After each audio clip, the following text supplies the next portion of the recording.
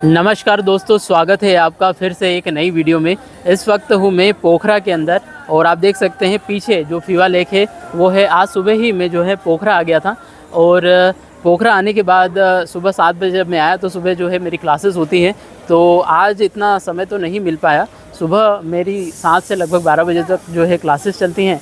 उसके बाद मैंने थोड़ा सा हॉस्टल में जाके रेस्ट किया और अभी शाम के समय में यहाँ पर घूमने आया हूँ। आप देख सकते हैं पोखरा के अंदर ये फीवा लेक काफ़ी ज़्यादा मशहूर है और नेपाल के अंदर जो फ्रेश वाटर की दूसरी सबसे बड़ी लेक है।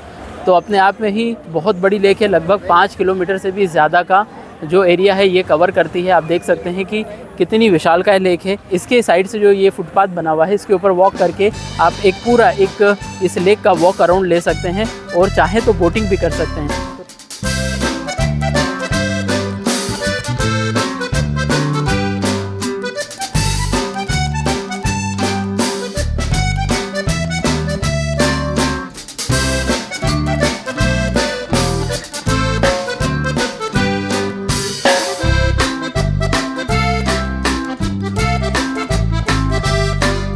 तो ये जो लेक है अपने आप में काफ़ी ज़्यादा विशाल है, बहुत बड़ी है।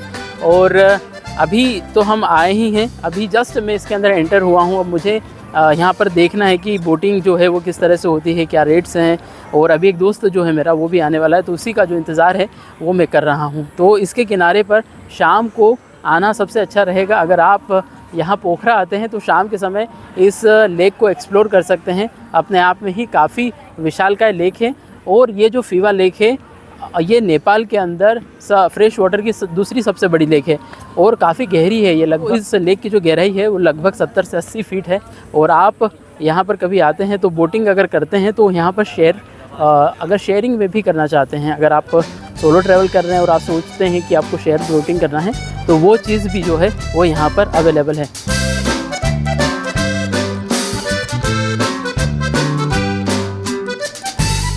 तो ये जो लेक है वो काफ़ी ज़्यादा विशाल है, बड़ी है। और यहाँ पर जो है आसपास आपको इस तरह के रेस्टोरेंट्स, बार्स वगैरह सब कुछ है, कैफ़े हैं और आप यहाँ पर आकर थोड़ी देर बैठ सकते हैं। सुबह मेरी क्लास होगी तो मैं सोच रहा हूँ कि सुबह 7 बजे जो मेरी क्लास जो है 5:30 बजे से शुरू हो जाती है, लेकिन मैं सोच रहा हूँ कि कल सुबह 7 बजे वाली क्लास में यहीं से शुरू करूँ, क्योंकि शूट भी करना है और एक अच्छा सा सनराइज़ भी यहाँ पर देखने को मिल जाएगा। तो काफ़ी ज़्यादा स्पेस है, मैं यहाँ पर कहीं से भी जो है अपनी जो क्लास है वो स्टार्ट कर सकता हूँ। तो सुबह के समय मैं कोशिश करूँगा कि यहाँ पर हम आएँ और एक अच्छा सा जो सनराइज़ है उसको कैप्चर करें।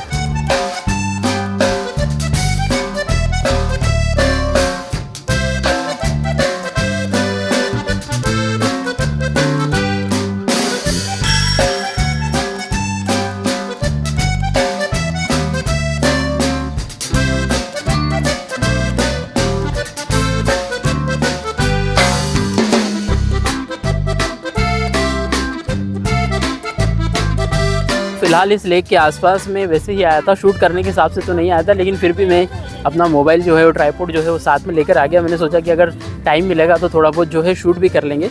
तो खैर ये जो फीवा लेक है इससे मेरा जो हॉस्टल है वो बस 200-300 मीटर दूर है, तो मैं वॉक करके यहाँ कभी भी आ सकता हूँ। और काफ़ी ज़्यादा बड़ी लेक है, जब भी हम यहाँ से निकलते हैं तो इसको तो क्रॉस करना ही पड़ता है। अपने आप में ही बहुत विशालकाय लेक है। तो कल सुबह भी अगर मौका मिला तो मैं आऊँगा यहाँ पे। और कल बहुत सारे जो डेस्टिनेशन है वो है, यहाँ पर बहुत सारी जगहों को एक्सप्लोर करना है। क्या बोलना चाह रहे हैं, बोलिए। तो ये बहुत सारे जो लोग हैं यहाँ पर, जो यहाँ पर रेस्टोरेंट्स हैं, यहाँ पर सारे लोग जो हैं वो आपको अच्छे से जो है वेलकम करते हैं। और आइए देखिए यहाँ पर क्या है कि सारी तरह की जो चीज़ें हैं वो अवेलेबल हैं। शाकाहारी हैं या मांसाहारी से कोई फ़र्क नहीं पड़ता, लेकिन अगर आप इसको एक्सप्लोर करना चाहते हैं तो इस जगह पर आइए।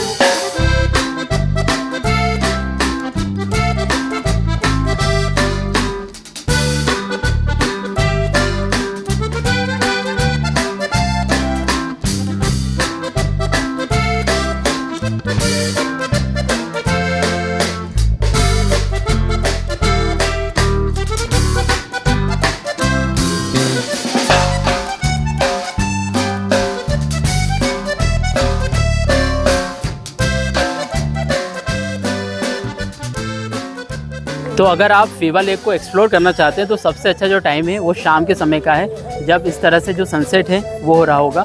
और उस समय अगर आप इस लेक को एक्सप्लोर करेंगे तो आपको काफ़ी ज़्यादा मज़ा आएगा। इस समय यहाँ पे काफ़ी ज़्यादा लोग आते हैं, एक्सप्लोर करते हैं, बोटिंग करते हैं। बोटिंग भी करेंगे लेकिन फ़िलहाल में मेरा मूड नहीं है। मैं चाहता हूँ कि इसको थोड़ा सा एक्सप्लोर करूँ और थोड़ा मैं देखूं, क्योंकि अभी मैं यहाँ पर 2-3 दिन हूँ, तो जब टाइम मिलेगा तो बोटिंग के लिए भी आज चले जाएंगे, क्योंकि अब तो जो है सनसेट होने ही वाला है। और मैं चाहता हूँ कि एक आध किलोमीटर का जो राउंड है वो मारा जाए, क्योंकि काफ़ी बड़ा ये राउंड है। आप देखिए पीछे, तो काफ़ी ज़्यादा जो है वो चल कर जाना है मुझे। और अगर आप भी पोखरा आते हैं ना, तो इसके आसपास ही जो हॉस्टल है वो देखने की कोशिश करें। इसके आसपास जो हॉस्टल है आसानी से मिल जाते हैं, थोड़ा जल्दी बुक करेंगे तो थोड़ा और सस्ता पड़ेगा। तो यहाँ पर बहुत सारे लोग जो हैं वो प्रेफर यही करते हैं कि जो लेक व्यू है वो मिलता रहे। और ये भैया जो हैं ये हमारे साथ हॉस्टल में ही रुके हैं मेरे ही साथ, और वो भी यहाँ पर राउंड मारने के लिए आ गए हैं। तो ऐसे ही बहुत सारे फ्रेंड्स भी बन जाते हैं आपके। अभी जब मैं काठमांडू में था तो वहाँ पर भी मेरा एक दोस्त बना और हॉस्टल में ही उससे मेरी मुलाकात हुई थी। बस फिर हम दोनों ने साथ में मिलके पोखरा आने का प्लान बना लिया है। वो भी यहीं पे घूम रहा है अभी। तो मेरा वो दोस्त भी यहीं पे कहीं पे घूम रहा है। वो इधर से राउंड मार कर आया, मैंने इधर नहीं देखा था, तो उसने बोला कि आप उधर देख के आओ, मैं इधर देख के आता हूँ।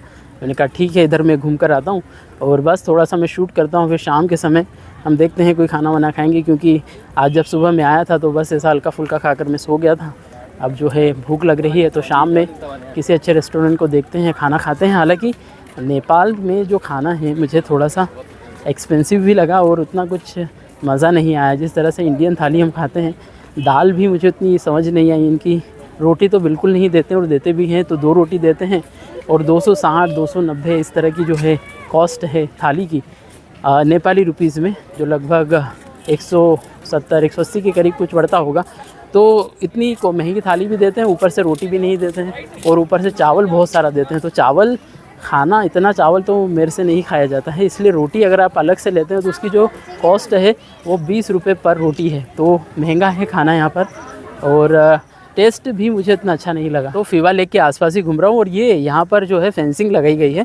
कुछ समझ नहीं आ रहा था मुझे कि ये फेंसिंग क्यों लगी है। तो कोई लोकल व्यक्ति मिले, उन्होंने बोला कि यहाँ पर जो फ़िशिंग की रिसर्च है वो हुआ करती थी, तो उस कारण से जो है इस एरिया को बंद किया हुआ है, और आगे से वापस से जो ये फेंसिंग है वो हटा दी गई है। कि आप जो भी चीज़ों को यहाँ पर एक्सप्लोर करते हैं, जो भी चीज़ें आप देखने के लिए आते हैं, उनको पहले ही देख लें। जो इम्पोर्टेंट है उनकी जो सूची है वो पहले बना लें, क्योंकि अगर 2 दिन में आप एक्सप्लोर करना चाहते हैं तो पोखरा इतनी आसानी से आप एक्सप्लोर नहीं कर पाएंगे। आपको थोड़ा सा जो अपना सीक्वेंस है वो बना के रखना है कि कौन सी जगह को आपको पहले एक्सप्लोर करना चाहिए, और पहले उस जगह पर चले जाए जहाँ पर आप पहले जाना चाहते हैं।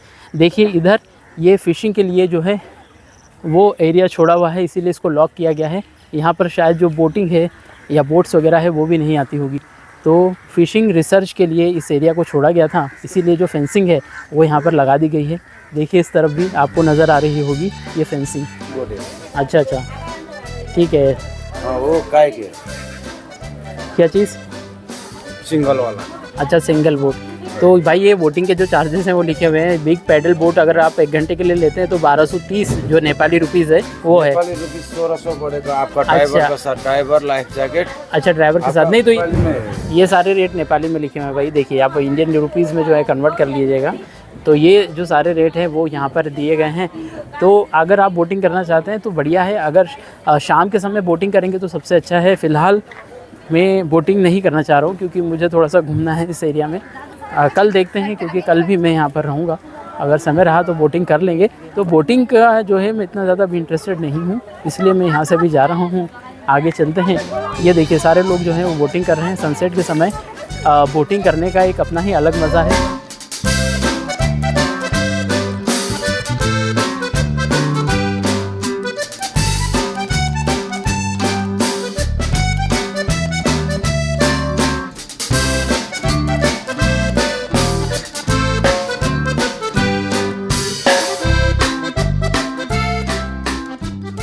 तो मैं सोच तो रहा था कि कल मॉर्निंग में सुबह 7 बजे आके यहाँ पे अपने स्टूडेंट्स को क्लास दूँ, लेकिन यहाँ पे जो इंटरनेट है बहुत ही बकवास चलता है। एनसेल कंपनी का नेटवर्क मैंने लिया हुआ है और इंटरनेट एकदम बकवास चलता है, कभी नेटवर्क आता है कभी नहीं आता है। तो ऐसे में क्लास को पूरी तरह से कर पाना मुझे नहीं लगता है कि यहाँ पे पॉसिबल है। और हॉस्टल के अंदर क्या है कि वाईफाई मिला हुआ है, तो उससे जो है अभी तक काम चल रहा था। तो पता नहीं क्यों मेरा जो इंटरनेट है वो ठीक से नहीं काम कर रहा है। पिछली बार जब मैं पशुपतिनाथ मंदिर गया था तो वहाँ पर भी जो इंटरनेट है एकदम बंद हो गया था। यहाँ तक कि जो पठाओ ऐप है उससे जब बारी आती है बुक करने की बाइक को, तो उस समय भी जो ऐप है बिल्कुल बंद हो जाता है, इंटरनेट काम नहीं करता है। तो ऐसा मेरे साथ 2-3 बार हो गया है। तो इसीलिए मैं सोच रहा हूँ कि कल सुबह यहाँ पर क्लास की जाए या न की जाए, क्योंकि स्पेस तो बहुत अच्छा है पूरी ही लेक में। मॉर्निंग में मुझे लगता है कि बहुत सारे लोग जो हैं वॉक करने के लिए आते होंगे, जगह बहुत ज़्यादा है, लेकिन सुबह आया जाए या ना आया जाए यही सोच रहा हूँ। देखते हैं, अगर सुबह इंटरनेट मेरा ठीक से चलता रहा या कोई यहाँ पर ऐसा हुआ जो मुझे वाईफाई दे सके, तो मैं ज़रूर कोशिश करूँगा कि यहाँ पर आके एक जो मॉर्निंग सेशन है वो दिया जाए।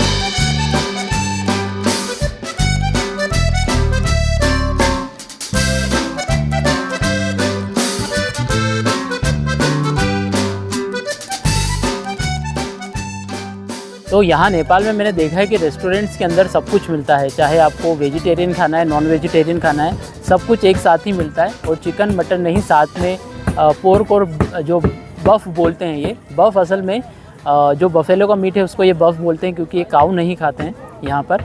तो जो बीफ को ये बफ बोलते हैं, उस तरह का मीट हर रेस्टोरेंट में अगर आप जाएंगे, मैक्सिमम टाइम मैंने देखा है कि वेजिटेरियन और नॉन वेजिटेरियन रेस्टोरेंट जो है वो एक साथ चलते हैं और वहाँ पे जो सारी चीज़ें हैं वो एक साथ मिलती है। तो आपको प्योर वेजिटेरियन रेस्टोरेंट यहाँ पे थोड़ा सा ढूंढना पड़ेगा, ऐसा भी नहीं कहूँगा कि बहुत मुश्किल है, लेकिन हाँ थोड़ा सा आपको ढूंढना पड़ता है जहाँ पर एकदम प्योर वेजिटेरियन मिलता हो, उसके अलावा कुछ नहीं मिलता हो। और मैंने यहाँ पर जहाँ तक देखा है सभी जो रेस्टोरेंट्स हैं वहाँ पर नॉनवेज और वेज दोनों साथ में मिलता है। साथ में वेज में तो बहुत सारी वैरायटी नहीं होती, लेकिन नॉनवेज में आपको बहुत सारी वैरायटीज़ मिलती है। दूसरी चीज़ मैंने ये देखी कि यहाँ पर बियर भी बड़ी आसानी से मिल जाती है कहीं पर भी। अगर आप किसी भी सिंपल से रेस्टोरेंट में बहुत मतलब आप लो क्वालिटी के रेस्टोरेंट में भी जाएंगे तो वहाँ पर भी फ्रीज में आपको जो है बियर रखी हुई मिल जाएगी। तो बियर वगैरह यहाँ पर कहीं पे भी मिल जाती है आसानी से। किसी सिंपल जो किराना की दुकान होती है, जो परचून की दुकान होती है, वहाँ पर भी जो है बियर जो होती है वो आसानी से मिल जाती है। तो यहाँ पर मैंने देखा है कि फॉरेनर्स जो है वो बहुत ज़्यादा आते हैं, खासकर यूरोपियन कंट्रीज़ से, और काफ़ी लंबे समय तक यहाँ पर ठहर के जाते हैं, क्योंकि जब वो बार्गेन करते हैं तो उनको एक अच्छा खासा रेट यहाँ पर होटल्स में दे दिया जाता है। और कई बार वो 4 से 5 महीने तक जो है इस जगह को एक्सप्लोर करते हैं, यहाँ पर रहते हैं। और एक तरह से 4-5 महीने रहना मेरे हिसाब से रुक जाने जैसा ही है, आपके घर जैसा ही फिर आपको लगने लग जाता है। अगर आप किसी जगह पर इतने ज़्यादा समय तक रुक जाते हैं तो बिल्कुल इतने दिनों तक यहाँ पर जो लोग हैं वो आकर रहते हैं। उसका जो कारण है वो मुझे सेफ्टी भी लगता है, क्योंकि यहाँ के मुझे सेफ्टी कंसर्न बिल्कुल नहीं लगा, चाहे मैं काठमांडू में भी था और यहाँ पर भी मैं आया हुआ हूँ। तो रात में भी मैं काठमांडू में बहुत देर तक घुमा, किसी भी तरह का मेरे को सेफ्टी से रिलेटेड चाहे कोई भी हो, आप जब एक जगह पर जाते हैं तो वहाँ के एनवायरनमेंट को आप फील कर सकते हैं। और सभी को मैंने बेधड़क घूमते हुए देखा, चाहे वो कोई भी हो, मेल हो फीमेल हो, सभी लोग आराम से घूम रहे थे, किसी भी तरह का जो सेफ्टी कंसर्न है वो नहीं था। तो ये जो चीज़ हैं वो होना ही चाहिए, खासकर टूरिस्ट प्लेसेस पे, जहाँ पर जो लोग हैं वो एक थोड़ा जो समय है वो बिताने के लिए आते हैं, उस देश को एक्सप्लोर करने के लिए आते हैं। और अगर सेफ्टी ही नहीं होगी वहाँ पर तो शायद ही जब दूसरी कहानियाँ निकल कर आती है कि इस तरह की जो घटना है, दुर्घटनाएँ वो हो गई हैं, तो उससे कहीं ना कहीं जो उस देश की जो है इमेज ख़राब होती है, तो इसका असर तो पड़ता है। ये चीज़ मैंने देखी है। यहाँ पर काफ़ी ज़्यादा टूरिस्ट हैं और ज़्यादातर मुझे जो हैं यूरोपियन कंट्रीज़ के जो लोग हैं वो भी नज़र आए यहाँ पर। तो भाई यहाँ पे एक काइंड ऑफ सेल्फ़ी पॉइंट बना हुआ है, और अगर आप यहाँ आते हैं तो सेल्फ़ी पहले ही ले लें, क्योंकि ये जो है सनसेट के बाद जो है ये बंद हो जाता है। तो मैं भी यहाँ पर जो है फ़ोटो खिंचवाने के लिए अंदर ज़रूर गया था, तो कुछ फ़ोटो खींची है, सिर्फ 1 या 2 क्लिक कर पाया और वो भैया आ गए, उन्होंने लॉक कर दिया गेट, बोले कि अब ये जो सेल्फ़ी पॉइंट है ये बंद होने वाला है। तो मैंने कहा ठीक है कोई बात नहीं, लेकिन अगर आप बहुत दूर से आ रहे हैं तो यहाँ पर एक फ़ोटो ज़रूर खिंचाएँ। मैं तो बहुत पास में हूँ, कल फिर से आ जाऊँगा, एक फ़ोटो जो है वो क्लिक कर लूँगा। और लगता है कि जो बोटिंग है वो भी अब जब अंधेरा होने लगेगा धीरे धीरे तो बोटिंग है वो भी बंद हो जाएगी। हालांकि अभी टाइम है अंधेरा होने में, लगभग मुझे लगता है कि शायद 40-45 मिनट और लग जाएंगे। देखिए सारी बोट्स जो हैं अभी तो ऐसे ही खड़ी हुई है। मुझे लगता है कि सारे जो लोग हैं वो बोटिंग करने के बाद अब इधर जो बार्स और रेस्टोरेंट्स हैं इनकी तरफ आएंगे, और यहाँ पर जो है अब जो भीड़ लगना जो है वो शुरू होगी, क्योंकि ये जो बार हैं और जो रेस्टोरेंट है यहाँ पर जो एक आप ये कह सकते हैं कि म्यूज़िक प्ले कर दिया गया है, स्वागत संगीत कस्टमर्स के लिए। सारे जो लोग हैं वो अब आएंगे, और यहाँ पे जो लाइटिंग्स हैं वो भी बहुत अच्छे से होने वाली है। अभी जो है अंधेरा नहीं हुआ है, अंधेरा जब होगा उसके बाद जो है यहाँ के नज़ारे कुछ और होंगे।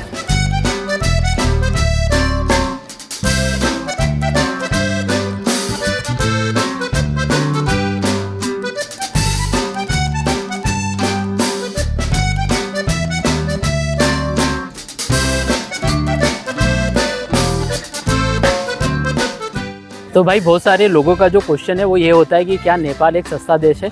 तो यहाँ पे घूमने के बाद तो बिल्कुल भी ऐसा नहीं लगता है, क्योंकि महंगा तो नहीं बोल सकते लेकिन सस्ता भी नहीं बोल सकते हैं। और सस्ता तो तब होता है ना जब जैसे आप जो इंडिया में चाय पी रहे थे, जो 10 रुपये की आपको मिल रही थी वो यहाँ पे आपको 10 में मिलती, वो चाय आपको यहाँ पर नेपाली 30 रुपये में मिलती है। तो वो लगभग जो है उतना ही पड़ जाता है और कई बार उससे ज़्यादा ही हो जाता है। तो जब भी आप टूरिस्ट डेस्टिनेशंस पे जाते हैं तो वहाँ पे थोड़ी चीज़ें एक्सपेंसिव होती हैं, लेकिन ऑल ओवर नेपाल में मैंने देखा है कि जो चीज़ें हैं वो सिमिलर हैं, चाहे इंडिया में आप लें या यहाँ पर लें, लगभग उतनी ही महंगी पड़ती है। सस्ता अगर आप सोच के आते हैं, ये सोचते हैं कि आप यहाँ पे 1 रुपये देते हैं 1.6 मिलता है, या 100 रुपये जो है वो 160 रुपये के बराबर होते हैं, तो वो बराबर यहीं पे आके सारे बराबर हो जाते हैं। जब आप यहाँ पर आएंगे तो इस चीज़ का आपको पता चल जाएगा। तो भाई ये जगह वाकई में बहुत अच्छी है। यहाँ पे घूमते घूमते मैं चाय पीने ही भूल गया था शाम की। अचानक से एक आंटी है और उन्होंने बोला कि भैया चाय ले लीजिए, और वो पैदल घूम रही थी और उन्होंने कम से कम 2 से 3 बार रिक्वेस्ट किया मुझसे, और मुझे अचानक ध्यान आया कि आज शाम की चाय तो मैंने पी ही नहीं है, ब्लॉगिंग के चक्कर में मैं चाय पीना ही भूल गया। और आंटी ने जो है चाय दी, बड़ी ही मस्त चाय थी। तो जो आंटी है वो बार बार रिक्वेस्ट कर रही थी चाय के लिए, बोल रही थी चाय ले लीजिए, मेरा चाय बिक जाएगा। और क्योंकि वो यहाँ पे चलते चलते चाय बेच रही थी, वो बोल रही थी कि आप जल्दी से चाय ले लो वरना नगर प्रहरी आ जाएंगे, वो सारी चाय ले जाएंगे और पूरा सामान भी मेरा ले जाएंगे। तो यहाँ पर मुझे लगता है कि शायद मतलब चलते फिरते भी कोई सामान बेचने की जो अनुमति है वो नहीं है लोगों को। ऐसा नहीं है कि उन्होंने किसी तरह की शॉप या किसी तरह की जो रेहड़ी है, ठेला है, इस तरह का कुछ यहाँ पे रख के रखा हुआ था। बस उनके हाथ में एक चाय की केटली थी और उसी में वो चाय बेच रहे थे और बोल रहे थे कि यहाँ पे जो नगर प्रहरी है वो आ जाएंगे, अगर उन्होंने देख लिया तो पूरी जो चाय है वो छीन के ले जाएंगे। तो यहाँ पे ऐसे 2-4 लोग मुझे घूमते हुए दिखे, साथ में वो कुछ दूसरा भी सामान जो है वो कुछ तरह के केक वगैरह भी जो है पैन केक वगैरह बेच रहे थे। तो यहाँ पर मुझे लगता है कि ऐसा है कि सब लोगों को सेल करने की अनुमति नहीं होगी। सिर्फ कुछ जो लोग हैं जो यहाँ पर जिनकी शॉप्स हैं, जिन्होंने रेस्टोरेंट बना रखे हैं, वही लोग जो है यहाँ पर सेल कर पाते हैं। तो इस शहर के बारे में मैं लगभग जो है 2-4 दिन से रिसर्च कर रहा हूँ, लेकिन अभी तक जो है नाम में बड़ा सा कन्फ्यूज़न है मुझे। इस शहर को या पोखरा बोलते हैं, पोखारा बोलते हैं। मुझे एक वहाँ पर जो सेल्फी पॉइंट था वहाँ तो पोखरा ही लिखा था, कुछ लोग पोखारा भी बोलते हैं, तो पता नहीं क्या नाम है। अगर आपको पता है तो कमेंट करके बताइए मुझे। तो भाई यहाँ पे जो घाट बना हुआ है वहाँ पर जो आरती है वो शुरू होने वाली है, तो थोड़ी देर में यहाँ पर आरती जो है वो होगी। उस आरती में शामिल होंगे हम थोड़ी देर बाद। कोशिश करूँगा कि मैं यहाँ पर आ जाऊँ, क्योंकि मैं यहाँ पर बहुत जगहों पर घूम भी रहा हूँ, तो पता नहीं आरती कब शुरू होगी, ऐसा कोई भी क्लियरली उनके तरफ से मैसेज समझ नहीं आ रहा है। भाषा भी उनकी जो है इतनी क्लियरली जो है समझ नहीं आ रही, क्योंकि हिंदी नहीं बोलते हैं यहाँ पे, एक अलग ही एक भाषा है, शायद नेपाली बोलते हैं या कौन सी भाषा बोलते हैं मुझे नहीं पता, लेकिन समझ में नहीं आ रही, इतना मुझे समझ आ रहा है। दर्शन गरे भने मात्र पनि के भनेको छ भने सप्त जन्म भगवतीको काखमा हामी बसिरहेका छौँ। यो पोखराको भेगतालको यो तो यहाँ जो है पीछे आरती की तैयारी हो रही है। ये घाट है, नाम लिखा है बरही घाट। तो इस घाट के ऊपर जो है थोड़ी देर बाद जो है आरती शुरू होगी और हम भी कोशिश करेंगे कि इस आरती में शामिल हो जाए। वैसे क्लियरली कोई बताया नहीं जा रहा है कि जो आरती है वो कब शुरू होगी। लगभग 15 से 20 मिनट तक मैं खड़ा रहा, मुझे लगा कि आरती शुरू हो जाएगी, लेकिन मैंने सोचा कि अब थोड़ा सा इधर आ गए हैं तो घूम लेते हैं, फिर जैसे ही आरती की आवाज़ आएगी तो वापस हम पीछे चले जाएंगे। तो अभी यहाँ पर मैं घूम रहा था और एक सज्जन मुझे मिले, वो भगवत गीता सेल कर रहे थे, तो भगवत गीता लेने के लिए मुझे कह रहे थे। तो मैंने कहा कि अभी भगवत गीता मेरे पास है ऑलरेडी, और वो आए थे, उन्होंने मुझे इनविटेशन दिया। जब मैंने उनको बताया कि मैं योगा टीचर हूँ तो उन्होंने कहा कि आप आइए हमारे इस्कॉन मंदिर में। बहुत सारे ऐसे लोग हैं जिनको बैक पेन है, कहीं पे जकड़न है, अकड़न है, या किसी तरह की परेशानी है, तो अगर आप सिखाना चाहते हैं तो आप आइए। तो मैंने कहा बिल्कुल। उन्होंने मुझे इनविटेशन दिया इस्कॉन मंदिर में जाने के लिए, और मैं कोशिश करूंगा कि वहाँ पे भी मैं पहुँचूँ। यहाँ से थोड़ी दूर है, लेकिन कल सुबह नहा धो के अगर मंदिर जाएंगे तो थोड़ा ज़्यादा अच्छा लगेगा। अभी थोड़ा यहाँ एक्सप्लोर करते हैं, कल सुबह जो इस्कॉन मंदिर है वहाँ का जो टूर है वो करेंगे। तो पीछे आरती शुरू हो चुकी है, आरती में शामिल होने के लिए हम चलते हैं। काफ़ी देर से मैं यहाँ पर इंतज़ार कर रहा था कि आरती जो है वो शुरू हो जाए, और अब नीचे चलते हैं और आरती।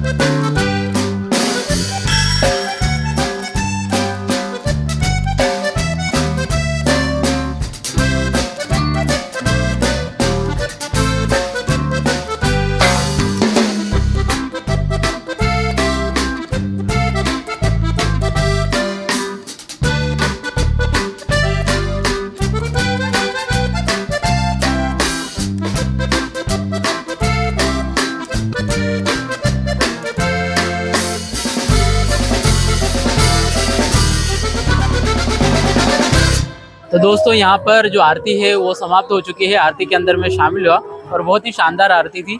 वैसे 3-4 आरतियाँ हुई यहाँ पर, माँ दुर्गा की भी आरती हुई, श्री कृष्ण की भी जो आरती है वो हो रही थी, और भगवान शंकर का जो भजन है वो लास्ट में बजा था, तो उस पर सब जो लोग हैं वो डांस कर रहे थे। शिव तांडव जो है लास्ट में यहाँ पर चला था, उसी के ऊपर सब लोग जो है वो डांस कर रहे थे। तो दोस्तों अभी अभी जो आरती है उसमें शामिल होकर मैं आया हूँ, उस तरफ आरती हो रही है, लेकिन फिवा लेक के इस तरफ बिल्कुल अलग माहौल है।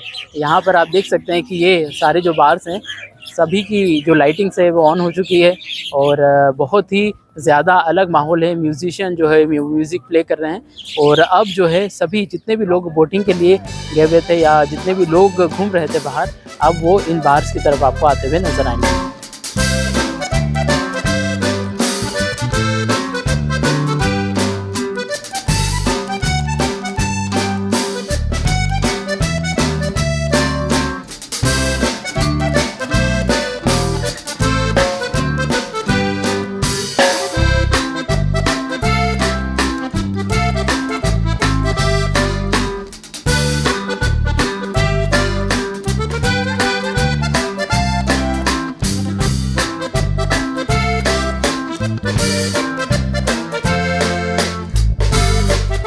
पोखरा की नाइट लाइफ को एक्सप्लोर करने के लिए मैं आया हूँ।